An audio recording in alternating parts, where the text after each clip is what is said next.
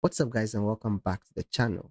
Today, Chelsea beat Esperance 3-0 in the final game of the group stage in the Club World Cup, and we managed to qualify for the next stage of the competition, the knockout stages, the round of 16. The scoreline might make it seem like it was a comfortable win, but it wasn't comfortable. At a point, it didn't look like we were going to even score a goal, but we managed to get our goals, we managed to qualify, and that's what's most important. It doesn't matter how we play it, getting the goals is the most important thing.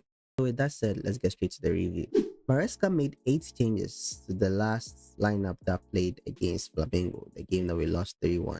Dewsbury Hall, Nkuku, Lavia, Badiashile, Adarabioyo, Achampo, and Jorgensen all started in this game.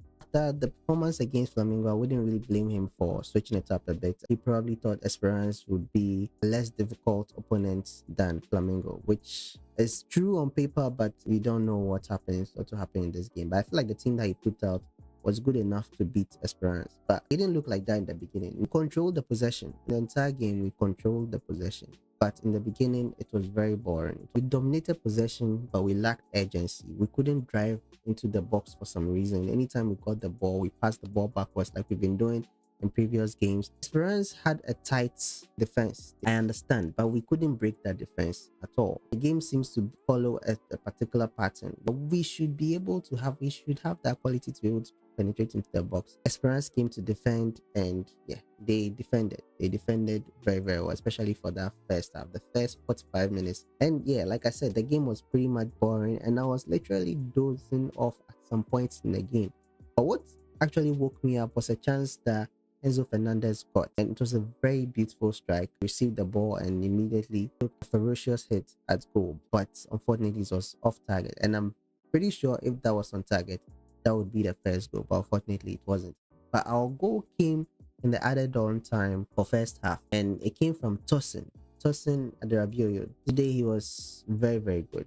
He had some shaky moments in the first half, I'm not gonna lie, he had some shaky moments there, but he was solid. He was solid throughout the game, and yeah, he got us the first goal. It was a free kick delivered beautifully from Enzo Fernandez, and he was just there to guide it into the box. The keeper really couldn't do much. He was two-footed and couldn't do much. He couldn't even dive for the ball. Tosin headed it in the opposite direction, and there was nothing he could do. It was a very beautiful header, very beautiful goal, and yeah, it set us off the mark. After that, you see that Esperance opened up a bit. Their defense opened up a bit because it was 5 minutes added on time, and the appeal scored in the 3rd minute of added on time, and in the 5th minute of added on time, Delap scored his first goal for Chelsea. And what a goal it was! What a goal it was! He received a pass from Enzo Fernandez. He drove into the box, beat his man, and drilled the ball home. Like I said in my previous review, he is stronger. He's more physically built than Jackson, because with this, Jackson would have struggled. I've seen Jackson score goals like this before, using his body to push off defenders and then dribble into the box. I've seen him do that before, but Delap had an easier time with it. Like the way he was able to shove the defender aside, beat his man, and drill it into the goal. That was very, very good. It was a very good effort for him. He did most of the work. He just received the ball from Enzo Fernandez, did most of the work, went into the box, scored. That was beautiful. That was very, very beautiful to see. I hope we see more from him. Nicholas Jackson, remember, he got a red card in the last game, so he's been suspended for 2 games. That means around 16 games he will not be in contention. And if the lab does well, maybe if we are able to qualify, I don't see him starting in the next game as well. So we'll see how that goes. But for now, the lab is doing well. In the first half, he was also finding it very difficult to even get the ball. So he was also coming into the midfield a bit to win the ball and then start an attack. But that Esperance defense was just so solid. So the ball wasn't getting to him. They were very good in the first half defensively, but attacking wise, they were not doing much. Attacking wise, they're not doing much. It was just one shot, a wayward shot that they had, and it wasn't even on target. So attacking wise, they were not doing anything, but defensively, they were. So we went into the halftime break leading by 2-0. When the second half started, Esperance were threatening. They were threatening, but they threatened briefly. They came in strong, and then it faded very quickly, very, very quickly, because once we got control of the ball, we maintained possession. And like the first half, we were all back, no bite. We were pressing We were attacking, maintaining a lot of the possession, but we were not. It wasn't effective. It wasn't really effective. We got more chances than we did in the first half, but it was still the same as the first half. I think Nkuku was trying very, very hard. Nkuku in the first half completely non-existent, but in the second half he was trying very hard. I don't know what it is that Enzo Maresca told him in the halftime break, or I don't know whether he wanted to raise his value up a little bit, but he was really, really trying hard to score a goal to make an impact in this game. I feel like he tried too hard. He tried to win a penalty earlier on in the second half, and you could see he was already going down. It was very obvious that he was begging for the penalty. He didn't get it, and there were some other chances that I thought he could have done better. In the first half, he had a chance where he could make it 2-0, and he just skyrocketed it over the bar. For a player of that caliber, he should have done better there. But in the second half, he didn't really get that many chances. But he was trying to drive into the box. He was trying a couple of times. It wasn't really working. And his passes too to find the lap too was also very, very good. They were also very good. So yeah, I mean, on that front, he was one of our brightest players in the second half. Joshua Champon, I have to give props to Joshua Champon. Joshua Champon today was fantastic. I mean, he really impressed me, taking the defenders on, dribbling past them, completing a lot of passes, completing a lot of take-ons. He did very well today. He did very well today. And you could see for me, he was our best player on the pitch, and he was the hardest worker on the pitch for us. And Joshua Champon really, really impressed me. I didn't know his game before today, but today he really impressed me. I knew he was a good prospect for the team. I've seen him play a little bit, but at the big stage where it mattered the most, he delivered. And I'm sure Enzo Maresca will be happy with his performance. He played the full 90, so, and he has a lot of strength, a lot of stamina too, even in his slim body. He did very, very well. He wasn't afraid of those experienced players that he came up against. He was going shoulder to shoulder with them, and I love that. I really, really love that. So yeah, so like I said, second half we didn't do much.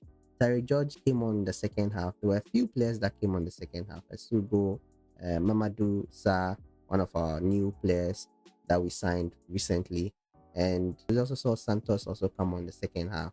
Magui also came on the second half. He had a chance where I thought he could have done better. He didn't. The keeper was able to save it. That would have been a very good opportunity for him to build his confidence after being out of the squad for some time. I couldn't recognize him. He has a new haircut. He doesn't have a lot of hair like he used to. But I've seen him rock this haircut before, so I don't know why.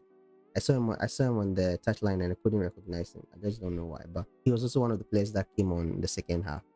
But Tyrique George was the one who made the impacts. And in the in the 7th minute of added time again in the second half, Tyrique George scored a third goal for us. And I think even for him, he wasn't really that proud of the goal because of how the goal came about. But it was a good strike from him, very, very good strike. But it was towards the keeper, and the keeper should have done better. He was their best player in the second half, stopping a lot of our chances from going through. And this chance, he should have put a firmer hand on it, but he didn't, and the ball crept past him and went into the net, and then we got our third goal. Good goal from Tyrique. He didn't celebrate as much. Because he also knows that the keeper scuffed the save. I think the lesson here is that don't give added time when Chelsea is playing, because you're going to score in added time. It's crazy that we scored all the 3 goals in added time, but we got our goals, we got our 3 points, and that was it. I mean, there was a penalty. Let me talk about the penalty. There was a penalty shout just like not long after the goal came in. There was a penalty shout. And I think it was Santos that took a shot that hit the hand of the defender before it went out.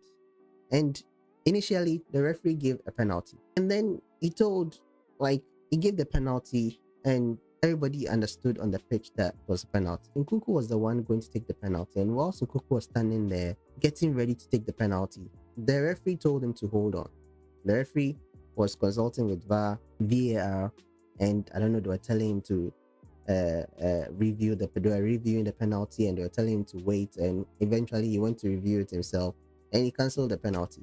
Listen, personally, I don't really think you could give it both ways, because some people are saying that he was trying to get his hand out of the way. It was in a natural position and hit his hand. I don't think so. I think when it hit his hand before he moved his hand out of the way. So for me, if that is the case, then it's a penalty. But if he was really getting his hand out of the way and the ball hit him, then I don't think it's a penalty. And it was in a fairly natural position, so I don't think it's a penalty. But the way it all transpired, it was very, very annoying. Like Nkuku knew was going to take the penalty and then he told him to wait and you're checking this thing and you went check yourself and you say it's not a penalty.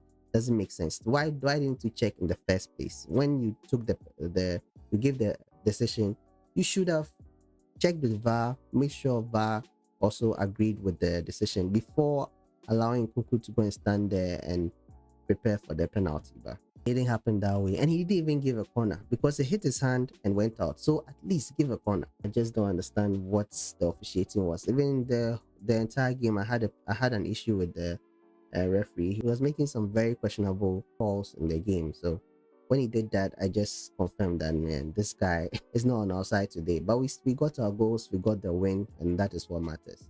So this win means we qualify for the round 16 and we face Benfica.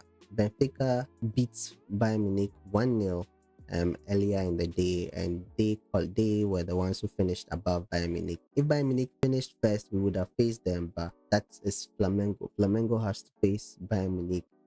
Whether they qualify, whether they're able to beat them or not, I don't know. But that will be an interesting game. So we face Benfica, and Benfica is not easy. I saw some Chelsea fans online, and the Chelsea fan Discord in saying that we are lucky not to be playing Bayern Munich. I mean, Benfica, if you saw how they were resilient against Bayern Munich, they were not allowing Bayern Munich at all. They really built a solid wall, got their goal, built a wall, and defended their that wall with their lives.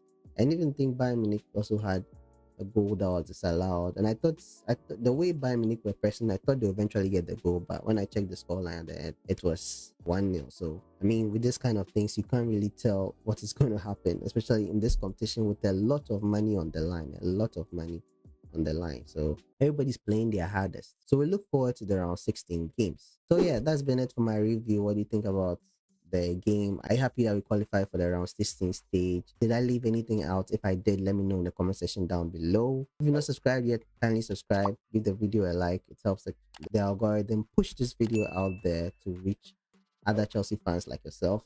And yeah, thank you so much for watching. I'll see you guys in the next one. So until then, stay safe.